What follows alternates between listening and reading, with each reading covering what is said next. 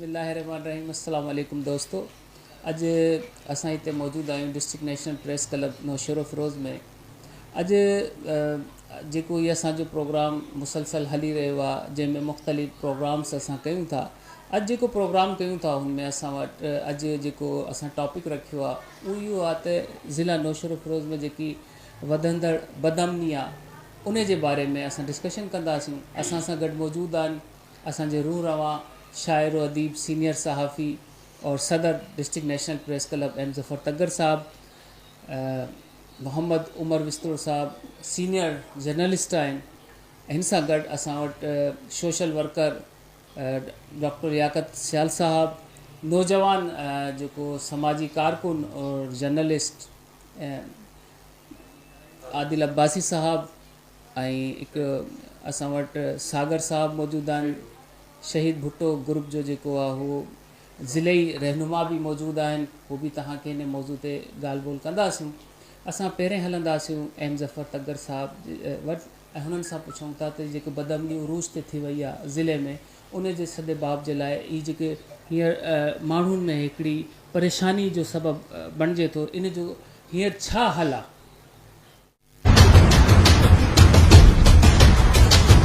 महिरबानी तव्हां असांखे अॼु पंहिंजे प्रोग्राम नौशेरो फिरोज़ ज़िले में बदअमनी जेका वधी आहे ऐं हिते खूनरेज़ी थी आहे उनजे बाबति तव्हां पुछियो आहे।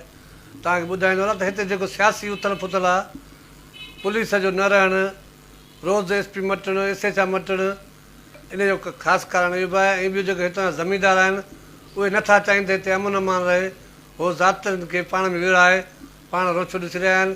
ऐं जेकॾहिं हू क़दम खणनि त न सिर्फ़ु हिते हिन नौशेरो फिरोज़ ज़िले में वॾा कबीला पाण में लड़ी पिया आहिनि, जंहिंमें मरी कबीले जा सोट पाण में नवाब ख़ान मरी, बशीर ख़ान मरी, होॾां सियाल बिरादरी ऐं मस्तोई बिरादरी, हेॾां ॿोया बिरादरी ऐं पंहिंजा इहे खोसा बिरादरी, होॾां कलोड़ा बिरादरी कंडियारे में ऐं चांडिया बिरादरी। हिते ज़ातियुनि में माण्हुनि खे वॾनि विराए छॾियो आहे। इन जो हल इहो आहे त हितां जी पुलिस आहे जेको मुअसर क़दम खणी अमन अमन कराए, न त हिते जेको अमन अमान ॾिसूं था राति खालींदा आहे, ॾींहुं खालींदा, रोज़ ॿ माण्हू हिकु माण्हू मरे थो ऐं मोटर साइकिल जी फुरमार लॻी पिया ऐं ज़ोरी माण्हुनि खां पैसा दुकान मां फुरण। इन लाइ हिते पुलिस पंहिंजो क़िबिलो जॾहिं दुरुस्त कंदी, वॾनि जे चंबे मां निकिरंदी, कमदारी न कंदी त अमन अमान थी सघे थो। जेकॾहिं पुलिस या कमदारी जारी रखी वॾनि जी ऐं उते सलूट करणु त पोइ अमन अमान वधी असां वटि ज़िलो नौशेरो फिरोज़ कश्मीर कंदकोट थींदो। इन लाइ हिते असां सोशल वर्करनि खे, सियासी समाजी धुरनि खे गॾिजी कोशिशि वठणी पवंदी त पुलिस ख़िलाफ़ु को सख़्तु ज़िले जो वॾो एहतजाज थिए त उहा पंहिंजो क़िबिलो दुरुस्त करे अवाम ॾे ध्यानु ॾिए। महिरबानी तव्हांजी। भाई तव्हांजी महिरबानी जो तव्हां मूंखे स्टूडियो में दावत ॾिनी ऐं एम ज़फ़र तगर जेके अल्फाज़ चया आहिनि बहितर चया आहिनि, उन्हनि जो चुनाव बि बहितर ई आहे। इंतिज़ामिया ऐं SSP साहिब खे असां रिक्वेस्ट कयूं था त नौशारे जी चोतरफ़ चौकी क़ाइमु करे ऐं नौशारे फिरोज़ जे अंदरि गश्त क़ाइमु करे, जिते शहर जो अवाम आहे पुरसकून रहे, उन जे लाइ इंतज़ाम करणु चाहे पुलिस खे। उन ॾींहुं 7:30 बजे जो वाक़ियो आहे शहर जे अंदरि अलाह वाली चौक ते, जीअं असांजी गश्त पुलिस करे ऐं चौकियूं क़ाइमु हुजनि, जेके ॿाहिरां माण्हू अंदरि अचनि था उन्हनि खे सर्च कयो वञे राति जे टाइम ते। ऐं जेके का विढ़नि था पाण में कबीला, SSP साहिब खे रिक्वेस्ट आहे त उन्हनि खे विहारे पाण में सुलह करे जे नौशारे फिरोज़ जो अवाम सुकून जो साहु खणे ऐं बदनज़ीमी ख़तमु थी वञे। महिरबानी शाहिद भाई। जी वॾी महिरबानी शाहिद भाई, तव्हां असांखे पंहिंजे स्टूडियो में घुरायो ऐं तव्हां जेको ॿुधायो त नौशेरो फिरोज़ जी जेका बदअमनी वधी वई आहे, अमन अमान जेको ॾींहों ॾींहुं ख़राबु थो थींदो वञे, उन जा जेका सो कारण आहिनि जेके असां वटि नौशेरो फिरोज़ में जीअं सरदारी निज़ाम आहे, जेके असांजा वॾेरा आहिनि उहे जेका सो आए रोज़ जेका सो मुक़ररु थींदड़ थाणनि ते जेके SHOs आहिनि ऐं जेके सालनि खां वेठल केतिरनि ई सालनि खां वेठल जेका सो वॾा मुंशी नंढा मुंशी उहे जेका सो अॻिते पोइ थियनि ई नथा। हर SSP जेको अचे थो पंहिंजा पंहिंजा SHOs रखे थो, पर वॾा मुंशी उते ई अञा ताईं बरक़रार आहिनि। उहे जेका सो उन जेका सो पंहिंजे वॾेरनि सां ऐं भोतारनि सां जेके सरदार आहिनि हितां जा उन्हनि सां मिलियल आहिनि, जंहिंजे करे आए रोज़ जेका सो नौशहर फ़िरोज़ जी अमन अमान ख़राबु पई थिए। तव्हां ॾिठो हूंदो त नौशहर फ़िरोज़ में कहिड़े कहिड़े जी ॻाल्हि कजे। नौशहर फ़िरोज़ में हर रोज़ हर गली मां, हर शहर मां, हर माण्हू खां जेका सो वारदात थिए पई, कंहिंखां फुर थिए पई, कंहिंजा पैसा जेका सो निकिरी वञनि पिया, कंहिंजे घरनि में धाड़ा लॻनि पिया। हाणे रिसेंटली कुझु ॾींहंनि खां वठी नौशहर फ़िरोज़ जी इंतिहाई जेका सो अमन अमान ख़राबु आहे ऐं ॿोयनि वारो मसइलो हले पियो थो, सियाल ऐं मस्तोइन वारो मसइलो जेको आहे। उनखां अलावा काफ़ी सारा जेका सो इशूज़ आहिनि, उनखे रोकराइण जे लाइ SSP जेके अचनि था ऐं जेका सो उन्हनि जा मथां जेके वज़ीर दाख़िला आहिनि ऐं पाकिस्तान पीपुल्स पार्टी आहे या जेकी हुकूमत आहे, उन्हनि खे जेका सो तर्क वठणु घुरिजे त जीअं जेका सो अमन अमान बहितर थी सघे। असां जेका सो सहाफ़ी जेके बि आहियूं नौशहर फ़िरोज़ जा, असां त रिपोर्टिंग कंदा अचूं पिया ऐं जेका सो हिननि मसइलनि खे हाईलाइट कंदा पिया अचूं, पर जेसीं ताईं असां सां नौशहर फ़िरोज़ जा रहवासी, नौशहर फ़िरोज़ जा कारोबारी माण्हू, नौशहर फ़िरोज़ जा सोशल वर्कर, एक्टिव माण्हू, पार्टियुनि जा माण्हू जेकॾहिं असां सां साथ न ॾींदा, तेसीं ताईं जेका सो असां कंट्रोल नथा कराए सघूं। ऐं असांजी कोशिशि आहे त नौशहर फ़िरोज़ खे जेका सो हिकु बहितरीनु ऐं जेका सो अमन अमान जो जेका सो नौशहर फ़िरोज़ सोसाइटीअ जो जीअं नालो रखियलु आहे, उन मुताबिक़ ई नौशहर फ़िरोज़ जी सूरत हाल जेका सो हिकु गुलनि जीअं ज़बरदस्त हुजणु घुरिजे।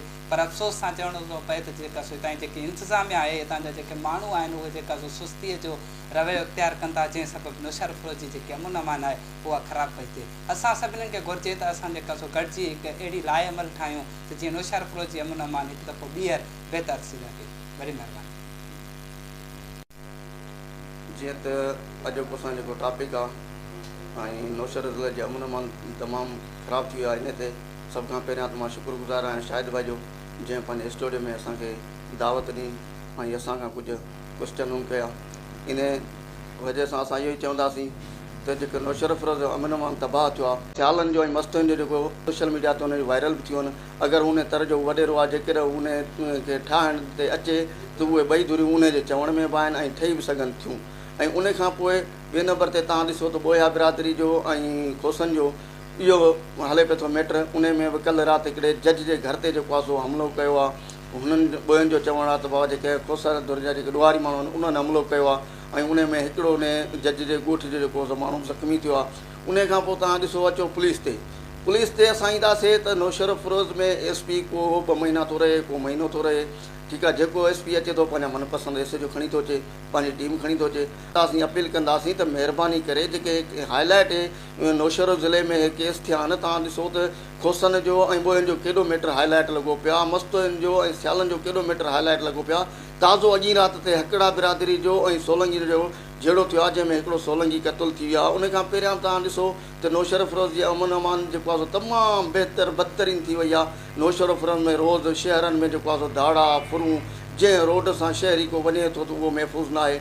हाणे असां अचूं था अमन अमान ते SSP नौशहर फ़िरोज़ रोयल कोसो ताज़ो वेहनि, ॾिसूं त अवाम जा मसाइला मसाइल ॿुधनि था नथा ॿुधनि ऐं हू केतिरे क़दुरु जेको आहे सो SHO खे DSP खे वॾनि मुंशियुनि खे पाबंद थो करे त बाबा तव्हांखे जेको आहे सो नौशहर फ़िरोज़ जी अमन अमान जे बारे में अगरि जेकॾहिं हू जंहिं हद में SHO जी में को ॾोह थिए थो ऐं SHO खे जेकॾहिं हू पाबंद करे थो ऐं SHO ते सख़्तु क़दम खणे थो त शायदि नौशहर फ़िरोज़ जी वरी जेका पोइ जेको आहे अमन अमान जीअं बहितर हुयो उहा साॻी जेका पोज़ीशन थी सघे थी।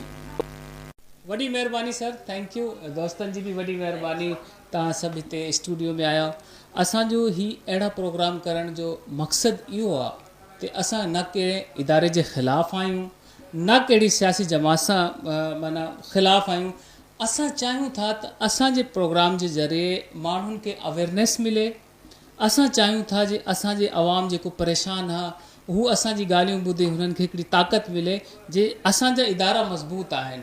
असां हर इदारो असांजो मज़बूत आहे, उहो पंहिंजे तरीक़े सां कोशिशि करे रहियो आहे। इंशाअल्लाह अल्लाह ताला सां ही दुआ है त असांजे ज़िले में, असांजे शहर में, पूरे पाकिस्तान में अमन अमान हुजे, सभु दोस्त मुहबतनि ऐं ही क़ाइमु रहनि। अस्सलाम वालेकुम।